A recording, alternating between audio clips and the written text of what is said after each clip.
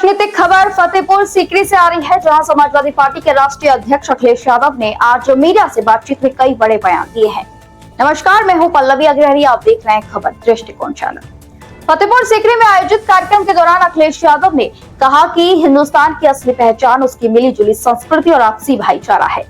उन्होंने कहा कि लोगों के बीच प्यार और लगाव और भी मजबूत हो, यही हमारी सोच और कामना है।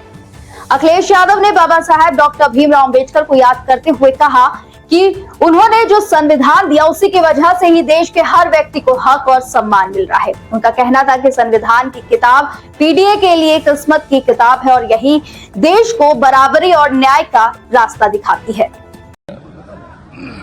आज जहां हम एसआईआर की चर्चा कर रहे हैं, भाई बाबा साहब भीमराव अम्बेडकर जी को भी हम लोग याद करते हैं कि उन्होंने जो संविधान दिया, उस संविधान की वजह से हम हक और सम्मान मिल रहा है। संविधान की किताब पीडीए के लिए किस्मत की किताब है।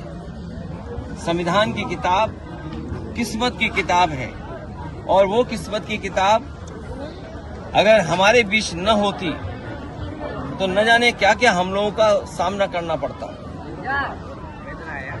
हमने देखा कि कई बार वो लोग जो वर्चस्ववादी हैं, ताकतवर लोग हैं, वो हमारा और आपका अपमान करते हैं। पीडीए के लोगों का अपमान किया है, यहां तक कि जूता तक फेंक दिया गया कोर्ट में, सुप्रीम कोर्ट में।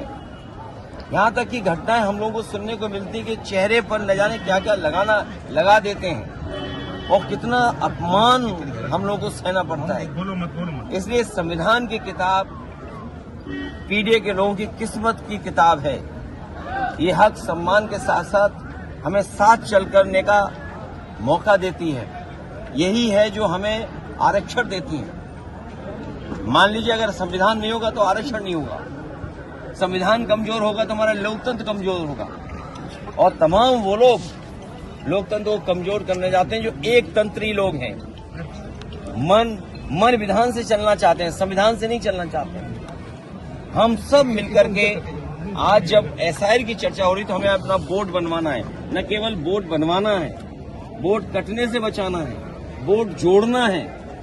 और जहां इलेक्शन कमीशन का काम होना चाहिए, ज्यादा से ज्यादा लोगों को वोट देने का अधिकार बने, वोट उनका बन जाए, वहीं हमें देखने को मिलता है कि एसआईआर के बहाने ये वोट काटना चाहते हैं। ये तो पहली बार सुनने को मिला है कि संविधान से बनी हुई संस्था वोट बनवाने से ज्यादा वोट कटवाने की चिंता कर रही है। और मैं तो कहूंगा एक एक नागरिक को जागरूक होकर के वोट बनवाना चाहिए।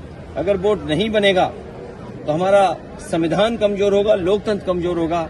इसलिए एसआईआर जब हो रहा है तो हमें आपको अपना वोट बनवाना है। अखिलेश यादव ने केंद्र सरकार पर भी निशाना साधा। उन्होंने कहा कि सरकार को समझना चाहिए कि अगर उद्योगपति ज्यादा ताकतवर होंगे तो जनता और गरीबों को मुश्किल का सामना करना पड़ेगा। उन्होंने आगे कहा कि सरकार को खुद मजबूत होना चाहिए, न कि उद्योगपतियों को ताकत देना चाहिए।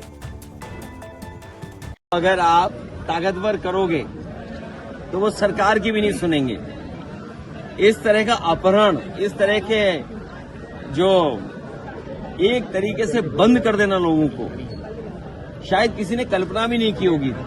कोई घटना हो जाए बात अलग है, लेकिन अगर कोई जानबूझ के कर रहा है तो अपनी ताकत का एहसास सरकार को दिला रहा है। और सरकार ये समझ लेगी अगर उद्योगपति ताकतवर होंगे तो इसी तरह हमें आपको फेस करना पड़ेगा। सरकार ताकतवर हो, उद्योगपति ताकतवर न हो, ये सरकार को सोचना चाहिए। इसीलिए जब आज हम बाबा साहब भीमराव अम्बेडकर जी को याद कर रहे हैं, जो उन्होंने संविधान दिया, वो हमारी किस्मत की किताब है। वो किस्मत की किताब जो हमें समय समय पर सम्मान दिलाती है, हमारी बेटियों को, माताओं बहनों को सम्मान दिलाती है, हमें हक दिलाती है, हमें आरक्षण दिलाती है। ये तमाम वो लोग हैं जो हमारे आरक्षण को छीनना चाहते हैं। आगरा की 9 लोकसभा राजनीतिक समीकरणों पर बोलते हुए अखिलेश यादव ने कहा कि हमने भी बीजेपी से सीख लिया है कि समीकरण कैसे बनाए जाते हैं। अंत में उन्होंने दावा किया है कि इस बार आगरा में ऐतिहासिक परिणाम आने वाले हैं और समाजवादियों के पक्ष में माहौल पूरी तरह से तैयार है। और जो समीकरण बनाए जाते हैं, हम लोगों ने भी बीजेपी से सीख लिया समीकरण बनाना। इसलिए समीकरण बना करके जो जनता की सेवा करता होगा, सर्वे करवा करके उसी साथी को हम लोग मौका देंगे। और मैं आज कह के जा रहा हूं आपको, आगरा की पहचान दुनिया में है अपने पेठे की वजह से, ताजमहल की वजह से, दरगाह की वजह से और यहाँ के लोगों का जो हुनर उसकी वजह से। जो हुनर यहाँ के लोगों में है, चाहे वो इनले का काम हो, चाहे और जो चीजें करते हैं यहाँ पर, उसकी वजह से जो पहचान है। इस बार आगरा ऐतिहासिक परिणाम समाजवादियों के पक्ष में देने जा रहा है, क्योंकि आगरा के लोगों ने ये रियलाइज कर लिया है कि जो मेट्रो चल रही है वो समाजवादियों की देन है। वो आज भी दिल्ली लखनऊ वाले ये डबल इंजन वाले आगरा लखनऊ एक्सप्रेसवे से भी अच्छी सड़क नहीं बना पाए हैं। ये जगह जहां हम लोग खड़े हैं, इतिहास ये बताता है, पानी न होने की वजह से उन्हें राजधानी बदलनी पड़ गई थी। बताओ यमुना का हाल क्या है। यही देश के बीजेपी के लोग क्या कहते थे, बिहार से गंगा बह करके जाएगी बंगाल। मैं उन्हें कहना चाहता हूं कि इस बार उल्टी गंगा बहने जा रही है। लोग याद कर रहे हैं कि यमुना साफ हुई कि नहीं हुई, गंगा साफ हुई कि नहीं हुई।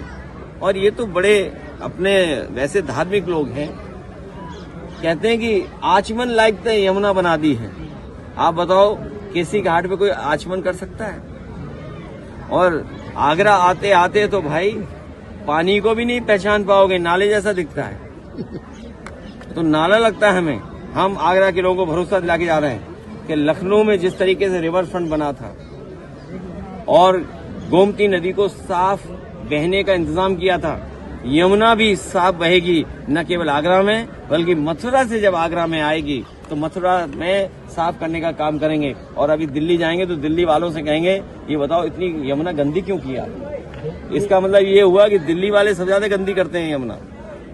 जो गंदगी आ रही है वो दिल्ली से आ रही है।